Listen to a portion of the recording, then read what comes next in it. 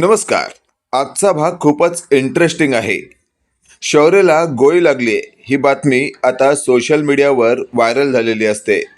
शिर्केंची मुलगी अर्पिता हिला ही बातमी कळताच तिच्या काळजाचा ठोका चुकतो आणि ती लगेचच हॉस्पिटलमध्ये जायला निघते. इकडे आपण पाहतोय ज्यावेळी शौर्यच्या बाजूला शौर्याची आई असते ती शौर्यला शुद्धीवर आणण्याचा प्रयत्न करत असते.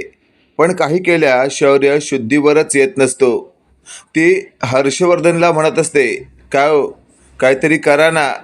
त्यावर हर्षवर्धन म्हणत असतो, काळजी करू नकोस तू, काही होणार नाही त्याला, तो लवकरच शुद्धीवर येणार. हे वाक्य ऐकल्यावर आता हर्षवर्धनची बायको म्हणत असते, अहो लवकरच शुद्धीवर येणार असं तुम्ही फक्त म्हणताय, पण अजूनही शौर्य शुद्धीवर आलेला नाहीये. त्यावर हर्षवर्धन तिथे असलेल्या डॉक्टरांना म्हणत असतो, डॉक्टर काय चाललंय तुमचं, करा ना काहीतरी. त्यावर डॉक्टर म्हणत असतात, हे बघा आम्ही आमच्या परीने चांगले प्रयत्न करतोय, तुम्ही जरा शांत राहा. त्याच वेळेला तिथे अर्पिता आलेली असते. अर्पिता शौर्य शौर्य अशी हाक मारत शौर्याच्या त्या रूमपर्यंत पोहोचते आणि तिथे शौर्याची अवस्था पाहून ती रडायला लागते. ती लगेचच आता शौर्याच्या आईला म्हणत असते, काकू काय झालं, हे सगळं कसं झालं. त्यावर शौर्याची आई रडता रडता तिला धीर देण्याचा प्रयत्न करत असते. आणि अशातच आता डॉक्टर तिथून बाहेर पडल्यावर हर्षवर्धनही त्यांच्यासोबत बाहेर येतो आणि म्हणत असतो, काय चाललंय तुमचं, तुम्ही माझ्या मुलाला वाचवण्याचे प्रयत्न करताय फक्त असं सांगताय, पण खरंच तसं करताय का. त्यावर लगेचच आपण पाहतोय हर्षवर्धनला डॉक्टर म्हणत असतात, तुम्हाला जर तुमच्या मुलाला शुद्धीवर आणायचं असेल ना, तर जा आत्ताच्या आत्ता त्याच मुलीला घेऊन या जिने शौर्यला या हॉस्पिटलमध्ये ॲडमिट केलंय. हे वाक्य ऐकल्यावर हर्षवर्धन म्हणत असतो, तिचा काय संबंध. त्यावर डॉक्टर म्हणत असतात, बहुतेक तिचं नाव ऊर्जा आहे आणि तुमचा मुलगा शौर्य सारखं तिचंच नाव घेतोय. हे वाक्य ऐकल्यावर हर्षवर्धन म्हणत असतो, म्हणजे तुम्हाला असं म्हणायचं आहे का, त्या मुलीला जर आणलं तर शौर्य लवकरात लवकर शुद्धीवर येईल. त्यावर डॉक्टर म्हणत असतात, 100% तसं नाही, पण काही प्रमाणात तरी चांगला पॉझिटिव्ह रिस्पॉन्स मिळू शकतो. हे वाक्य ऐकल्यावर हर्षवर्धन आता विचारात पडलेला असतो. आता मला माझ्या शौर्यासाठी पूर्वाचा दरवाजा ठोठावा लागला तरी काही हरकत नाही. इकडे आपण पाहतोय आता अर्पिता थेट हर्षवर्धनच्या बायकोला म्हणत असते, या शौर्यला नेमकं इथे ॲडमिट कोणी केलं. त्यावर लगेचच आता विजया म्हणजे शौर्याची आईने म्हणत असते, ऊर्जा शिंदे. त्यावर अर्पिता म्हणत असते, काकू ऊर्जा शिंदे म्हणजे तीच ना, ती मंदिरात आपल्याला भेटली होती देवळात. त्यावर शौर्याची आई म्हणत असते, हो हो तीच. त्यावर मात्र आता हर्षवर्धनला थेट अर्पिता बोलू लागते, काका काय आहे हे सगळं प्रकरण, शौर्य तिचंच का नाव घेतोय. त्यावर मात्र आता हर्षवर्धनला नेमकं काय बोलावं सुचत नसतं. आणि तेवढ्यात हर्षवर्धन म्हणत असतो, तुम्ही सगळ्यांनी इथेच थांबा, आलोच मी जाऊन. त्यावर हर्षवर्धनची बायको म्हणत असते, अहो आता तुम्ही कुठे निघालात, इथे शौर्यला तुमची गरज आहे आणि तुम्ही इथून थेट बाहेर निघालात, तुमचं कामकाज ठेवा बाजूला. त्यावर हर्षवर्धन म्हणत असतो, अगं बिंडोक बाई, कोणत्याही कामासाठी जात नाहीये, तर शौर्यला शुद्धीवर आणण्यासाठी त्या ऊर्जाच्या घरी चाललोय पूर्वाचे पाय धरायला. हे वाक्य ऐकल्यावर आता थेट कुमुदिनी म्हणत असते, हर्षवर्धन काय बोलतोयस तू. त्यावर हर्षवर्धन म्हणत असतो, हो आईसाहेब, मला माझ्या मुलासाठी जर त्या पूर्वाचे पाय धरावे लागले तरी मी धरीन. हे वाक्य ऐकल्यावर कुमुदिनीला खूपच बरं वाटतं आणि कुमुदिनी म्हणत असते, हर्षवर्धन एक गोष्ट लक्षात ठेव, तू आता जे काही करणार आहेस ना त्यात कमीपणा वाटून घेऊ नकोस, कारण आपली बाजू खूपच कमकुवत आहे. हे वाक्य ऐकल्यावर हर्षवर्धन म्हणत असतो, हो आईसाहेब. आणि लगेचच आता हर्षवर्धन तिथून बाहेर पडलेला असतो. इकडे आपण पाहतोय आता पूर्वा आणि ऊर्जा बोलत असतात. पूर्वा म्हणत असते, ऊर्जा मला एक सांग, नक्की काय झालंय. त्यावर पूर्वाला ऊर्जा रडत रडत सांगत असते, आई आई आज नको ते घडलंय. हे वाक्य ऐकल्यावर पूर्वा म्हणत असते, ऊर्जा प्लीज मला सांग ना, काय घडलंय? त्यावर ऊर्जा म्हणत असते, आई आई शौर्याला गोळी लागली आहे. हे वाक्य ऐकल्यावर पूर्वा उठते आणि म्हणत असते, काय? त्यावर ऊर्जा म्हणत असते, हो ना आई, पण महत्त्वाचं म्हणजे ती गोळी शौर्याला नाही तर मला लागणार होती. पण ऐन वेळेला शौर्य मध्ये आला आणि त्याने ती गोळी स्वतःवर झेलली. हे वाक्य ऐकल्यावर आता पूर्वाला आणखीनच धक्का बसतो आणि पूर्वाला ऊर्जा म्हणत असते, तुला काही झालं तर नाही ना? त्यावर ऊर्जा म्हणत असते, आई काही नाही झालंय मला, पण आज जर माझ्यामुळे माझ्या शौर्याला काही झालं ना तर मी नाही स्वतःला माफ करू शकत. अशातच आता पूर्वा स्वतःशी बोलत असते, वा मनू वा, म्हणजे नकळतपणे का होईना तू शौर्यावर प्रेम करतेस हे आज सिद्ध झालंय. शेवटी तू शौर्याला माझा शौर्य असं म्हणालीस. आणि अशातच आपण पाहतोय आता रडणाऱ्या ऊर्जाच्या डोक्यावरून पूर्वा हात फिरवत असते आणि बोलू लागते, एक गोष्ट लक्षात ठेव मनू, काळजी करू नकोस तू, काही होणार नाही शौर्याला. हे वाक्य ऐकल्यावर आता ऊर्जा म्हणत असते, आई तू इतक्या ठामपणे कशी काय बोलू शकतेस? अगं गोळी लागली आहे त्याला, गोळी, आणि तीही छातीत. हे वाक्य ऐकल्यावर आता पूर्वा म्हणत असते, कारण तुझं त्याच्यावर खरं प्रेम आहे आणि तुझं प्रेम त्याला काही होऊ देणार नाही. हे वाक्य ऐकल्यावर आता ऊर्जा पूर्वाला मिठी मारून रडत असते. त्याच वेळेला आपण पाहतोय हर्षवर्धन आता ऊर्जाचं दार ठोठावतो आणि लगेचच आता पूर्वा म्हणत असते, काय ग ऊर्जा, यावेळेला कोण आलं असेल? त्यावर ऊर्जा म्हणत असते, आई थांब बघते मी. आणि लगेचच आपण पाहतोय ऊर्जाने दार उघडल्यावर समोर हर्षवर्धन एकदम रडक्या अवस्थेत हात जोडून उभा असतो आणि तो पूर्वाकडे पाहत असतो. ऊर्जा आता हर्षवर्धनला पाहते आणि म्हणत असते, काय झालंय, काय झालंय, शौर्य ठीक आहे ना? त्यावर हर्षवर्धन म्हणत असतो, नाही, अजूनपर्यंत तरी शौर्य ठीक नाहीये, पण शौर्यला जर लवकरात लवकर शुद्धीवर आणायचं असेल तर ऊर्जा तुला यावं लागेल. हे वाक्य ऐकल्यावर पूर्वा पुढे येते आणि बोलू लागते, कुठे यावं लागेल तिला? त्यावर हर्षवर्धन म्हणत असतो, शौर्याजवळ, कारण शौर्य फक्त ऊर्जा ऊर्जा असंच म्हणतोय. हे वाक्य ऐकल्यावर आता थेट पूर्वा म्हणत असते, मला माहिती आहे तुम्हा जहागीरदारांची सगळी नाटकं आहे ती. परवा तुमच्या आईसाहेब येऊन गेल्या आणि त्यांना मी इथे नाही थांबवलं, त्यांनाही मी इथून पाठवून दिलं, तर आता तुम्ही आलात. हे वाक्य ऐकल्यावर शौर्याला आता शुद्धीवर आणण्यासाठी ऊर्जाचीच गरज आहे असं हर्षवर्धन हात जोडून म्हणत असतो. पूर्वा, हवं असेल तर मी माझं डोकं तुझ्या पायावर ठेवतो, पण माझ्या मुलाचा जीव वाचवण्यासाठी पाठव तुझ्या मुलीला. त्यावर लगेचच आपण पाहतोय पूर्वा म्हणत असते, नाही, नाही पाठवू शकत, कारण तुम्ही विश्वासघात करता एनी वे एनी टाइम. हे वाक्य ऐकल्यावर आता ऊर्जा म्हणत असते, आई आई तू समजून घे, ही सिच्युएशन खूपच वेगळी आहे आणि मला सुद्धा शौर्याला भेटण्याची खूपच इच्छा आहे. शौर्याला मला लवकरात लवकर शुद्धीवर आलेलं पाहायचं आहे.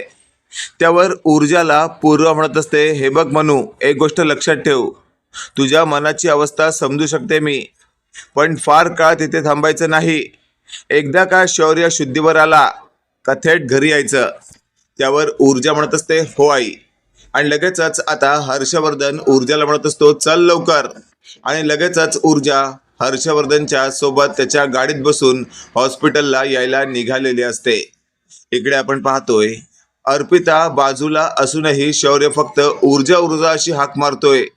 या अर्पिताला अजिबात सहन झालेलं नसतं आणि शेवटी तिथे आलेली ऊर्जा शौर्याला पाहते आणि लगेचच धावत शौर्यजवळ येते आणि म्हणत असते, शौर्य शौर्य मी आली आहे. आता शौर्य मी आली आहे असं म्हणत तिने अर्पिताला बाजूला केलेलं असतं. अर्पिताला हे अजिबातच आवडलेलं नसतं. अर्पिताला हे सगळं पाहून खूपच जलन फील झालेलं असतं.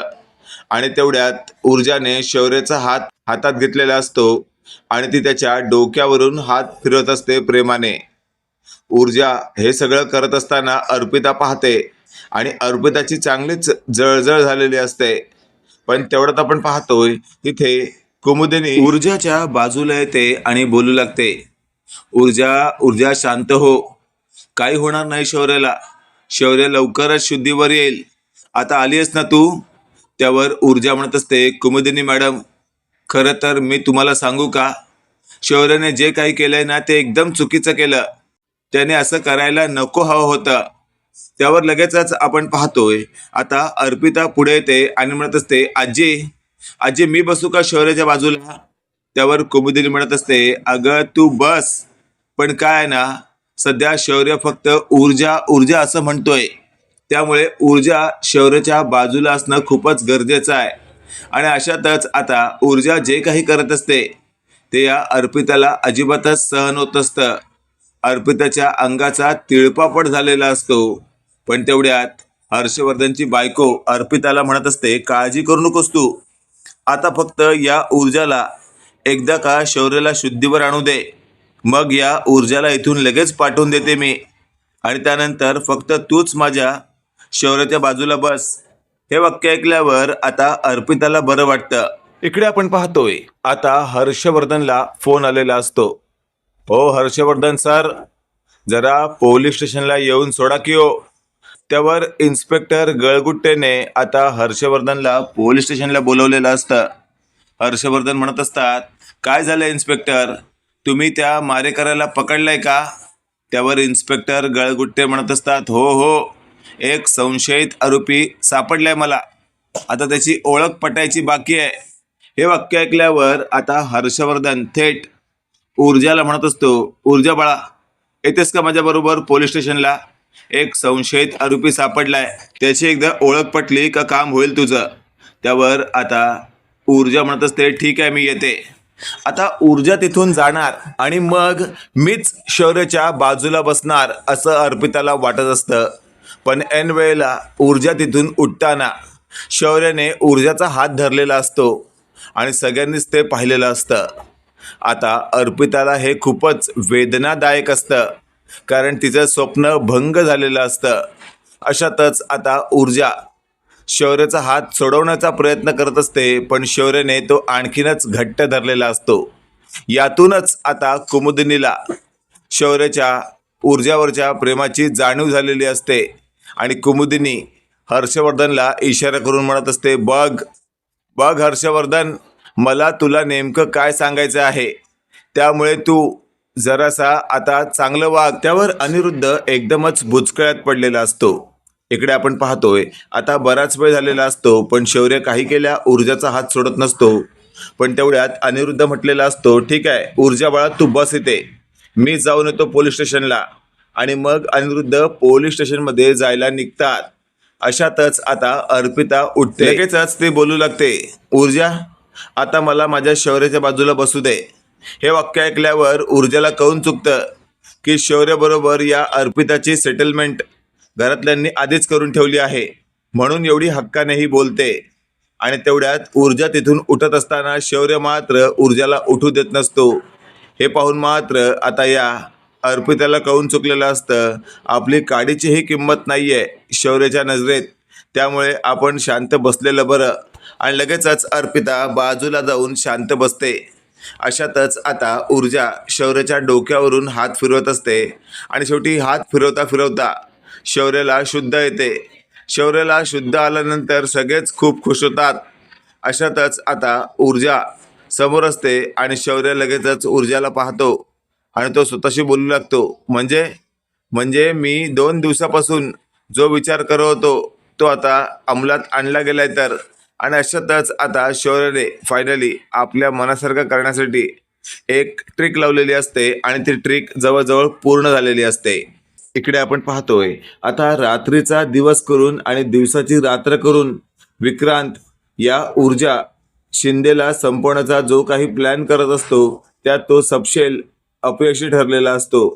त्यामुळे आता तो कोणत्याही प्रकारचे कपडे घालून वायगिरी करणाऱ्या व्यक्तीला आपल्यासोबत आणण्याचा विचार करत असतो, जेणेकरून सगळं काही सॉर्ट आउट होईल आणि आपण ते केलंच नाही असं चित्र समोर उभं राहील. इकडे आपण पाहतोय इन्स्पेक्टर गळगुट्टेच्या माणसाने म्हणजेच मानेने आता पोलीस स्टेशनमध्ये एका सहआरोपीला पकडून आणलेलं असतं आणि त्याला काठीने बदडायला सुरुवात केलेली असते. तेवढ्यात इन्स्पेक्टर गळगुट्टे पोचतात आणि बोलू लागतात, काय माने, आज कोणाला फुकटचा प्रसाद देताय तुम्ही? त्यावर माने म्हणत असतात, अहो गळगुट्टे साहेब, याने त्या शौर्यावर गोळी झाडली ना, मग याला प्रसाद नको द्यायला. त्यावर इन्स्पेक्टर म्हणत असतात, नुसता प्रसाद देऊन कसं काय भागणार आहे, चला आपल्या पद्धतीने याची चांगली खरडपट्टी करूया.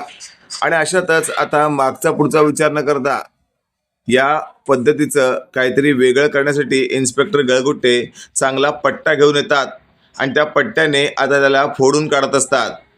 त्यावर तो व्यक्ती म्हणत असतो, साहेब मारायचं तेवढं मारा, पण एक गोष्ट लक्षात ठेवा, मी एकदा का ठरवलं ना तर ठरवलं, मी मागे हटत नाही. त्यावर मात्र आता नेमकं काय बोलावं हेच सुचलेलं नसतं. आणि तेवढ्यात हर्षवर्धन म्हणत असतो, इन्स्पेक्टर गळगुट्टे आलोय मी, बोला काय करायचं. त्यावर हर्षवर्धनला आता गळगुट्टेंनी सगळं काही लेखाजोखा दाखवलेला असतो आणि तेवढ्यात बाजूला असलेला फोटो सुद्धा पाहिलेला असतो. फोटोमध्ये अनब्रेकेबल असं लिहिलेलं आहे.